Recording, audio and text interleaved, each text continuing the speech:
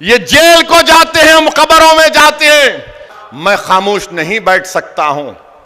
खामोश बैठना मेरी फितरत में नहीं है। मेरे मां ने, मेरे बाप ने मुझे कहकर पाला और पोसा कि चाहे कुछ भी हो जाए असद, तू लड़ता रहे, पुकारता रहे, अपने हक के लिए लड़ता रहे। मैं अपनी मां को शर्मिंदा नहीं कर सकता। मैं अपने मरहूम वालिद को दिया हुआ वादा उससे मुकर नहीं सकता। मौत मुझे खामोश कर सकती है। तुम गोली चलाओ या कुछ भी कर दो, मगर जब तक रब्बे करीम अपने हबीब के सदक़े में ओवैसी को जिंदा रखेगा, मैं बोलता रहूंगा, लड़ता रहूंगा। मसाइब और मुश्किलात के तूफान से गुजरूंगा। तुमने एक मर्तबा मेरी गाड़ी पर 6 गोलियां चलाई, दोबारा चलाओ प्यारे, मैं तैयार हूं। इस गरीब और मजलूम कौम के लिए मरने को तैयार हूं। तुम चलाओ गोली, कितनी गोली चलाओगे? तुम्हारी गोलियां खत्म हो जाएगी, मगर इंशाअल्लाह ताला मैं मौत से डरने वाला नहीं।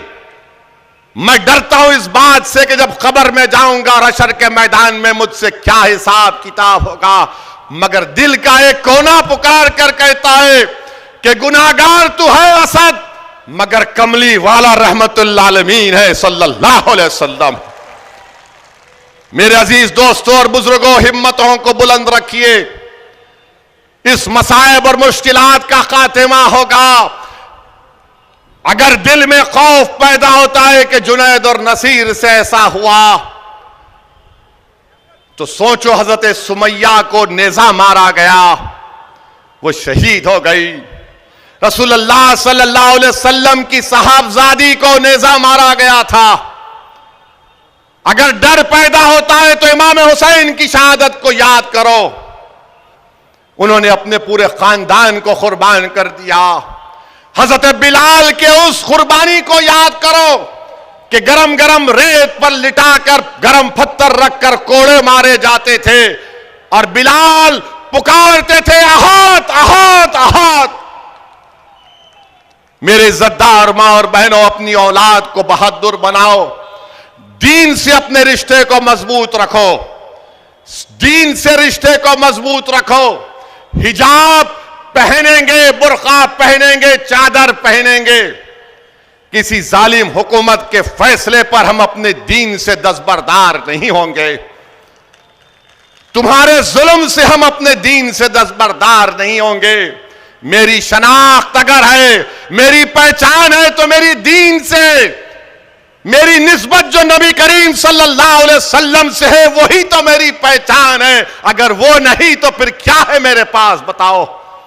इस दौलत को बचाओ, हिम्मत से काम करो, अपने हौसलों को बुलंद रखो। मेरे अजीज दोस्तों और बुजुर्गों, लोग कहते हैं कि सेकुलरिज्म को बचाओ।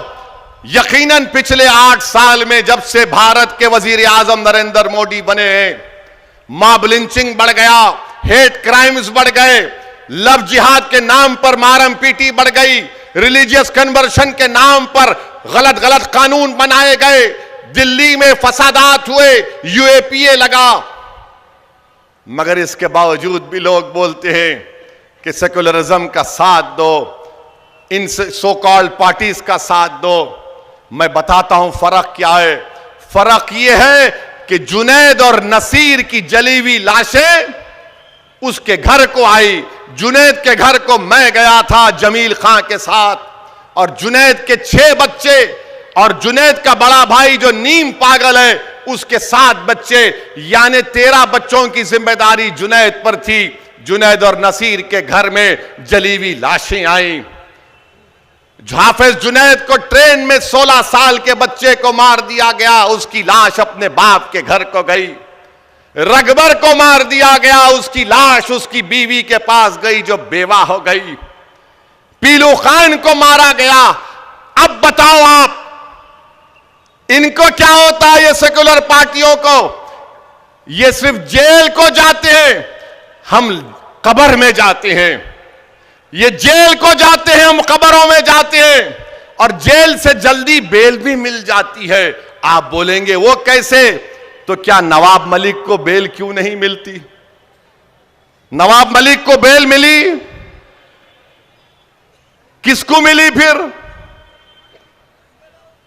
जोर से बोलो, डर रहे कई को? और जोर से बोलो। नवाब मलिक को नहीं मिली। आजम खान का सियासी कैरियर पर क्वेश्चन मार्क लग गया। आप बताओ फिर, एक जर्नलिस्ट का उत्तर प्रदेश में 2 साल के बाद बेल होती है तो उसकी जमानत के लिए कोई तैयार नहीं होता श्योरिटी देने के लिए। मैं सलाम करता हूं हमारे उस हिंदू भाई को जो जर्नलिस्ट है, जिसने अपने घर के कागजात लाकर रखा है। 20 दिन कोई श्योरिटी देने तैयार नहीं हुआ। मेरी इज्जतदार मां और बहनों, मेरे बुजुर्गों, मेरी एक एक बात पर गौर से सोचिए।